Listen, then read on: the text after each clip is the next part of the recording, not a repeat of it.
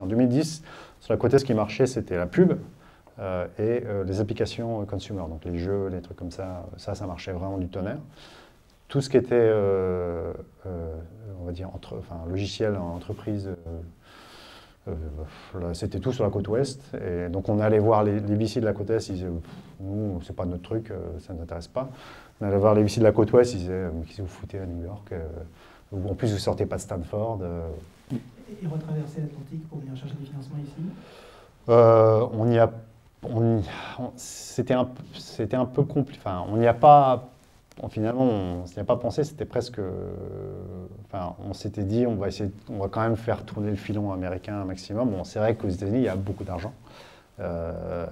Et on a, en fait, il y a à la fois beaucoup d'argent, mais très peu d'aide. Il n'y a pas vraiment de subvention, il n'y a pas de CIR, il y a assez peu de choses. Donc c'est difficile, c'est pas facile de démarrer. Par contre, la chose qu'il y a là-bas qui est importante, qui est plus difficile à trouver en Europe, c'est ce que j'appelle le mid-market. C'est-à-dire qu'on était une boîte, on devait être 10 à l'époque, et on fait nos premières ventes à des boîtes qui avaient, je sais pas, 2000 employés, qui nous payaient. Alors, c'était pas grand-chose, c'était $500, $1000, $2000 par mois, mais qui sont pas allés.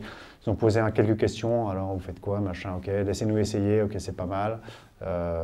Et ensuite, ok, ben, c'est bon, ça m'intéresse, on a le problème, la solution a l'air de à peu près coller.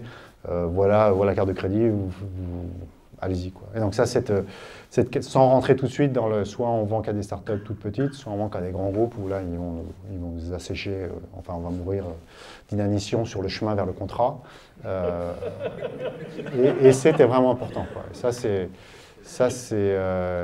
Et l'autre partie importante, c'est que finalement, vous vendez. Alors, le Midwest achète un peu plus conservateur, mais finalement, vous vendez en Californie, vous vendez sur la côte est, vous vendez dans le sud, dans le nord, au milieu, c'est à peu près la même chose. Les gens ont à peu près les mêmes réflexes, les contrats sont à peu près identiques, il n'y a pas de spécificité, il y a relativement peu de spécificité géographique, finalement. Et ça, c'est assez important. Ça permet de créer un socle, une base commerciale, d'avoir une masse critique.